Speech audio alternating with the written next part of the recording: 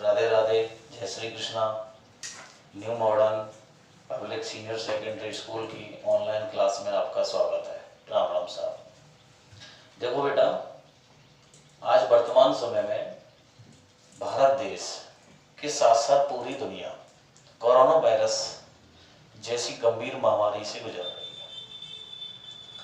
है। इस आज के दौर में वायरस है क्या चीज? अब बायोलॉजी की क्लास है तो बायोलॉजी के अंदर वायरस के बारे में बताया गया है। वायरस को हिंदी में विषाणु कहते हैं।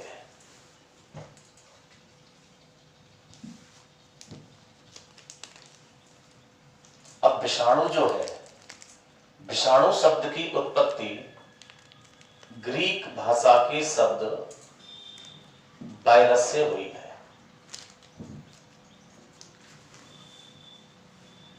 और इस वायरस का अर्थ होता है विष प्लस अणु,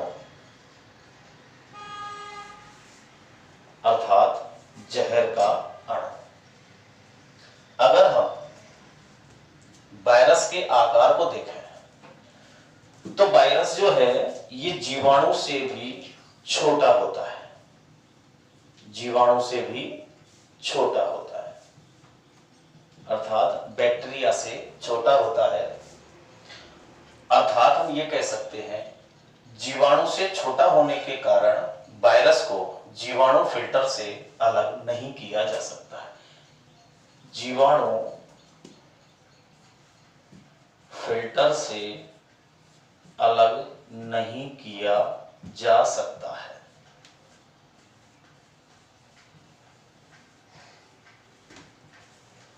अर्थात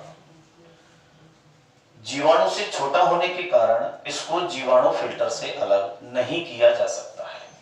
अगर हम इसके खोज की बात करें हम तो जीवाणु वायरस की खोज एवेनो बिस्की नामक वैज्ञानिक हुए। एवेनो बिस्की,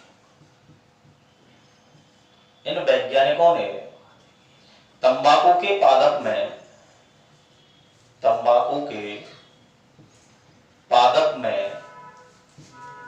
टीएमबी के रूप में की।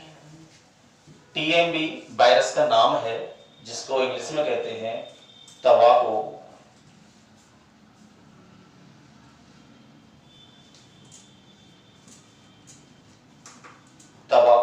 Mosaic virus. वायरस की खोज एवेनो बिस्की नामक वैज्ञानिक ने तंबाकू के पादप में टीएमबी के रूप में की। टीएमबी का पूरा नाम तंबाकू मोज़ेक वायरस। टीएमबी का पूरा नाम तंबाकू मोज़ेक वायरस है। स्टेनले नामक वैज्ञानिक हुए। उन वैज्ञानिकों ने इस वायरस का क्रिस्टलीकरण किया। स्टेनले नामक वैज्ञानिक ने वायरस का क्रिस्टलीकरण किया। अगर हम वायरस के और आगे बात करें हम तो वायरस का जो जीनोम है वो न्यूक्लिक अम्ल होता है। वायरस का जीनोम न्यूक्लिक अम्ल। अब न्यूक्लिक अम्ल है तो ये परपोषी कोशिका के अंदर पुनरावृत्ति के द्वारा अनेक विशिष्ट कणों का निर्माण करता है जिन्हें हम बायरॉन्स कहते हैं। वायरस का जो जीनोम है वो न्यूक्लिक अम्ल होता है और न्यूक्लिक अम्ल जो है ये परपोषी कोशिका के अंदर प्रवेश करने के बाद पुनरावृत्ति के द्वारा अनेक विशिष्ट कणों का निर्माण करता है। इन कणों को हम बायरॉन्स कहते हैं। अब इसकी हम प्रकृति की बात करें हम तो वायरस की जो प्रकृति है, वायरस की प्रकृति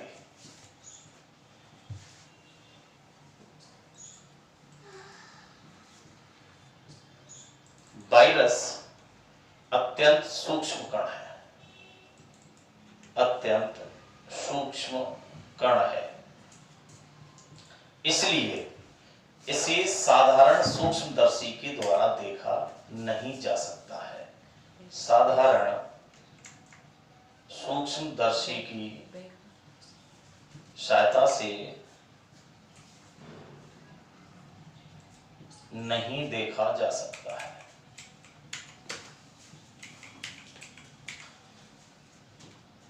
ना ही जीवाणु फिल्टर से इसको अलग किया जा सकता है और ना ही इसका कृत्रिम माध्यम में संवर्धन किया जा सकता है। कृत्रिम माध्यम में संवर्धन नहीं किया जा सकता है।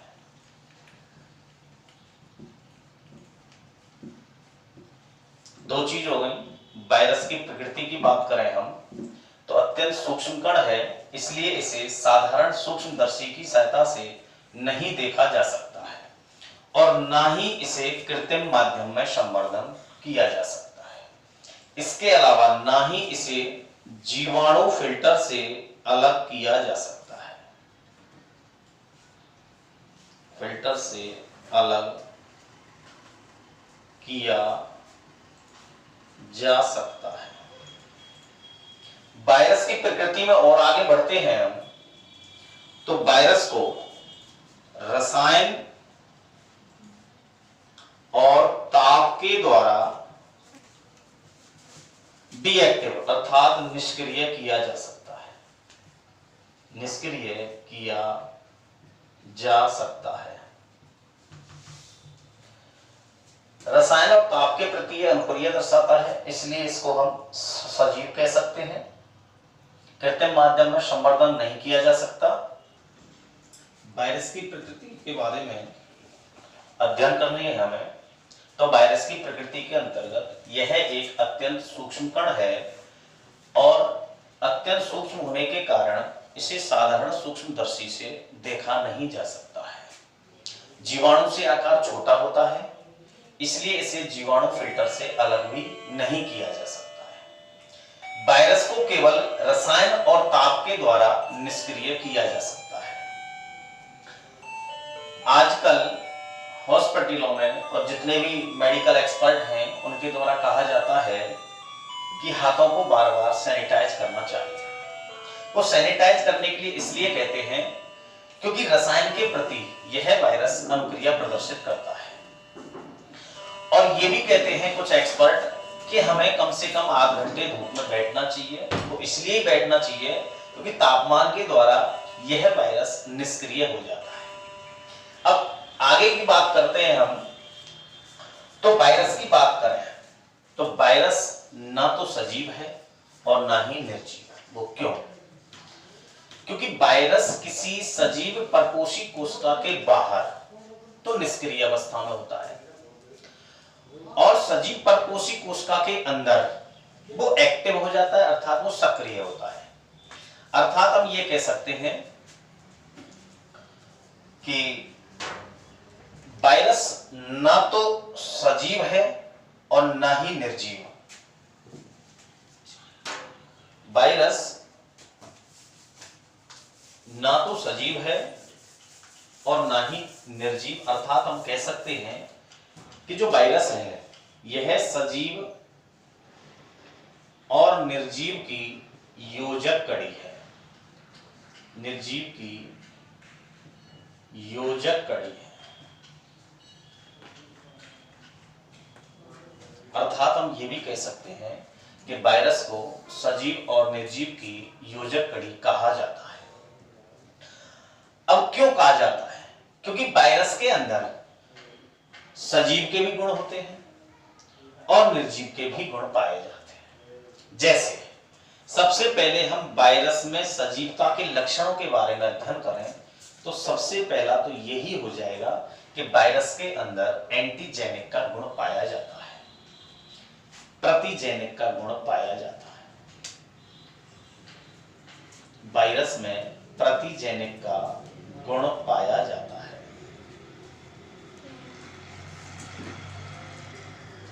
दूसरे पॉइंट की ओर चलें हम।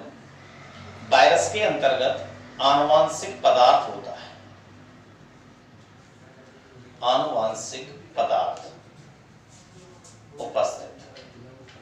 डीएनए भी हो सकता है और आरएनए भी हो सकता है। तीसरे पॉइंट की बात करें तो वायरस में आनुवांशिक पदार्थ की पुनरावृत्ति होती है। आनुवांशिक पदार्थ की पुनरावृत्ति होती है। ऐसे ही और भी कारण हैं जिनके द्वारा हम कह सकते हैं कि वायरस सजीव है। अब अगर हम निर्जीव की बात करें तो अगर निर्जीवता का तो सबसे पहली बात तो यही हो जाएगी कि इनका क्रिस्टलीकरण किया जा सकता है। वायरस का क्रिस्टलीकरण किया जा सकता है। वायरस का क्रिस्टलीकरण किया जा सकता है। दूसरे पॉइंट की ओर बढ़े तो वायरस में उपापचयी क्रियाएं नहीं होती हैं। उपापचयी क्रियाएं नहीं होती हैं। अगले पॉइंट की ओर चलें हम तो इनके अंदर एंजाइम नहीं पाए जाते हैं। एंजाइम नहीं पाए जाते हैं। वायरस के अंदर श्वसन क्रिया नहीं होती है। श्वसन क्रिया नहीं होती है। इसलिए इन सारे पॉइंटों का अध्ययन करने के पश्चात हमें यह ज्ञात हुआ कि वायरस ना तो सजीव है और ना ही निर्जीव है।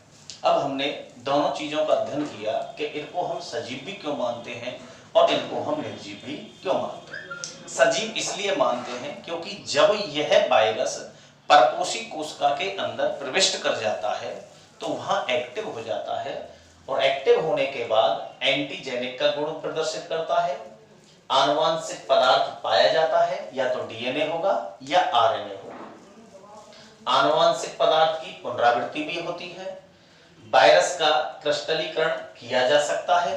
जैसा मैंने बताया 1935 में स्टेनले नामक वैज्ञानिक ने वायरस का क्रिस्टलीकरण किया था। ये इसके बाद उपापचय क्रियाएं नहीं होती हैं। इनके अंदर विशिष्ट एंजाइम नहीं पाए जाते हैं। इनके अंदर श्वसन क्रियाएं नहीं होती हैं, इसलिए इनको निर्जीव भी माना जाता है। तो दोनों चीजों का अध्ययन करने के पश्चात हमें मालूम चलता है कि वायरस ना तो सजीव है और ना ही निर्जीव, अर्थात हम ये कह सकते हैं कि सजीव और निर्जीव की योजक कड़ी वायरस को कहा जाता है। अब हम आकार की बात करते हैं।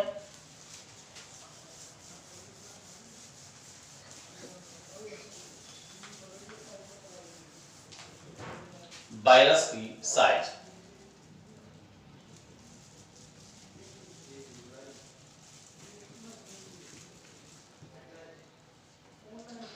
सामान्यतः देखा जाता है तो वायरस का जो आकार है वो 10 नैनोमीटर से 200 नैनोमीटर तक होता है। वायरस का आकार 10 नैनोमीटर से 200 नैनोमीटर तक होता है।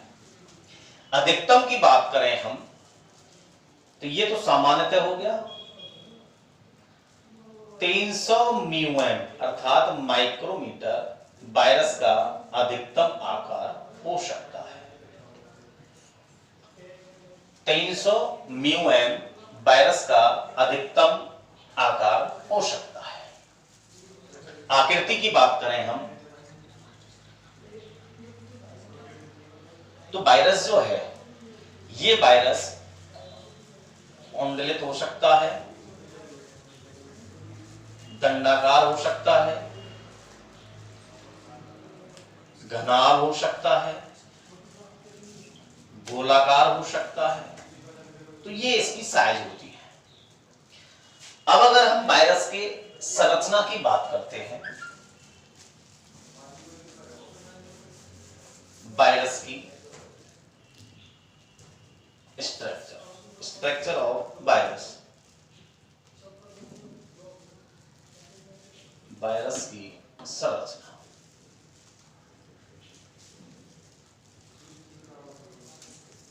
इलेक्ट्रॉनिक जो सूक्ष्मदर्शी होता है उनके इनके द्वारा जब वायरस की संरचना का अध्ययन किया जाता है तो वायरस एक गोलाकार संरचना में दिखाई देता है। वायरस के अंदर केवल और केवल एक इसका आनुवंशिक पदार्थ होगा, या तो डीएनए होगा या आरएनए होगा। इसके अलावा इसके बाहर केवल प्रोटीन कैप्सिड, जो प्रोटीन का जो आवरण होता है, वो पाया जाता है।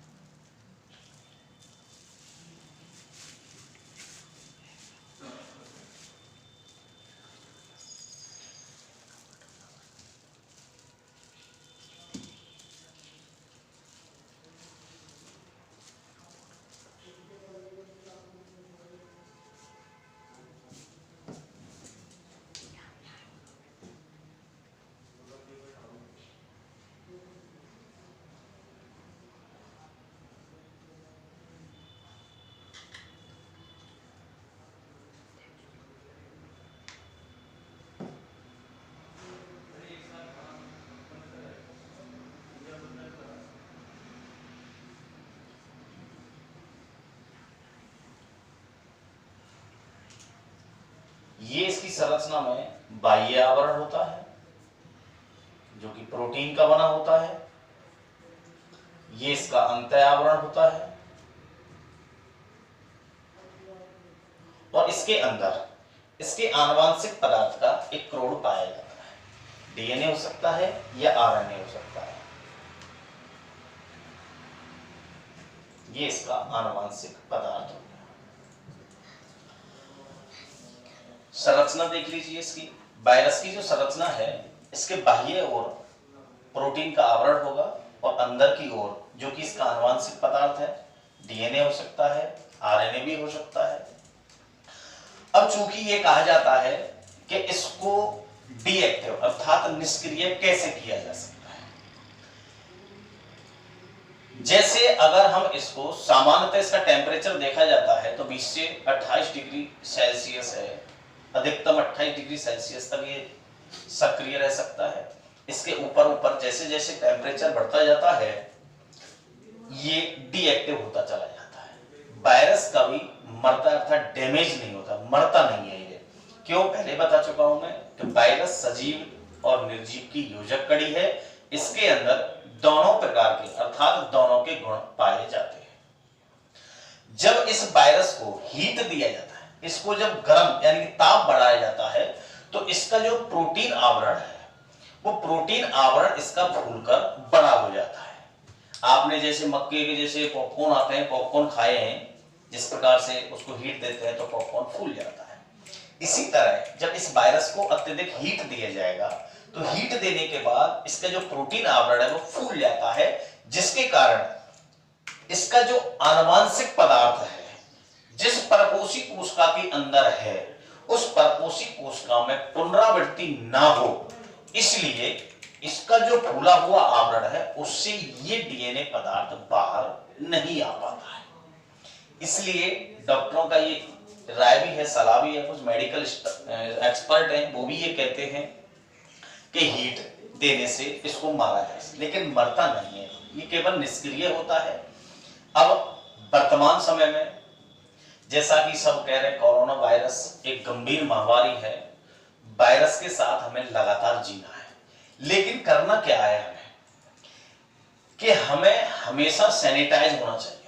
सैनिटाइज क्यों होना चाहिए? क्योंकि इसलिए क्योंकि ये ताप, रसायन और विकिरण इनके प्रति अनुक्रिया प्रदर्शित करता है, इसलिए इसको सजीव माना जाता है।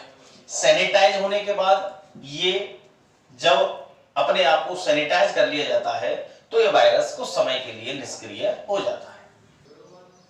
वायरस की अगर हम संरचना की बात करते हैं तो वायरस के चारों ओर प्रोटीन का आवरण पाया जाता है।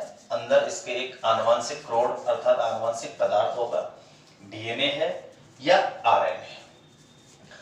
हीट के द्वारा, टेम्परेचर के द्वारा, रसायन के द्वारा, कुछ रेज होती है, विकिरण है, उनके द्वारा इस वायरस को निष्क्रिय किया जा सकता है। ये कभी भी मरता नहीं है।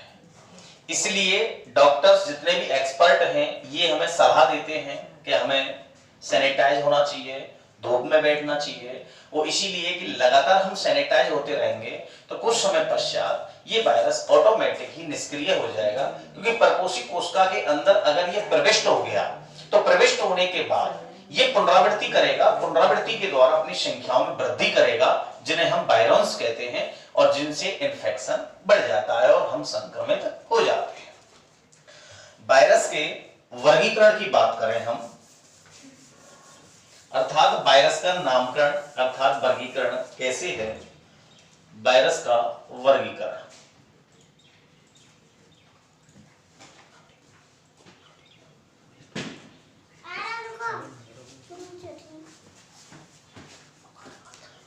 वायरस का वर्गीकरण, इस वर्गीकरण को याद करने के लिए एक बहुत ही अच्छा शॉर्ट टेक्स्ट है LHT, और इसी नाम से इसका वर्गीकरण किया जाता है, इसलिए इसको LHT वर्गीकरण भी कहते हैं।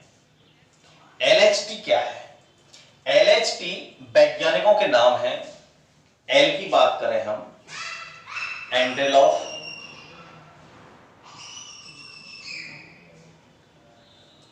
H की बात करें हॉर्नी, और T की बात करें तो टॉर्नियर। इन तीनों वैज्ञानिकों ने मिलकर वायरस का वर्गीकरण किया, और वर्गीकरण करने के बाद इन्होंने जो वर्गीकरण किया था वो 1962 में किया था, लेकिन इस वर्गीकरण को, जो LHT वर्गीकरण है, इस वर्गीकरण को 1966 में मान्यता मिली। मान्यता में वायरस का वर्गीकरण LHT वर्गीकरण के नाम से जाना जाता है। क्यों जाना जाता है? क्योंकि LHT वैज्ञानिक हैं, L फॉर एंड्रेलॉफ, H फॉर हॉर्नी और T फॉर टॉर्नियर। इन तीनों वैज्ञानिकों ने मिलकर 1962 में वायरस का वर्गीकरण किया, लेकिन 1966 में इनको मान्यता मिली, और वर्गीकरण के आधार पर ये जो वायरस है, वायरस इसका फाइलम होता है, फाइलम वायरा, इसको दो वर्गों में बांटा गया। एक तो है डीऑक्सी वायरा, और दूसरा है राइनो वायरा।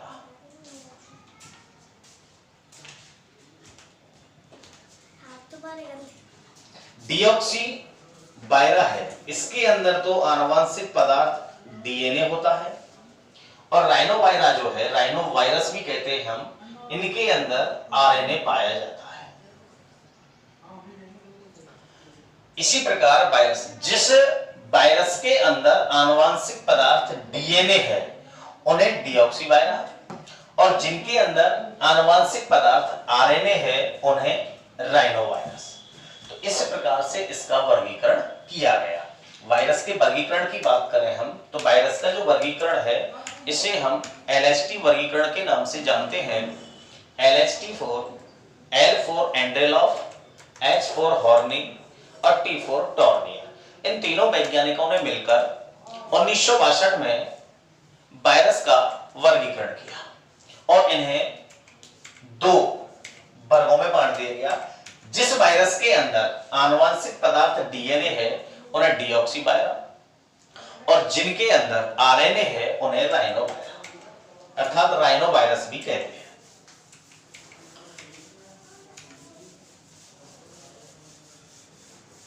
अब आपने वायरस के बारे में सामान्य जानकारी प्राप्त की, इससे आपको बिल्कुल क्लियर हो गया होगा कि जो कोरोना वायरस है ये कभी खत्म नहीं होगा, इसके साथ जीना है हमें, क्योंकि वायरस न सजीव है और न निर्जीव है, दोनों की योजक कड़ी है।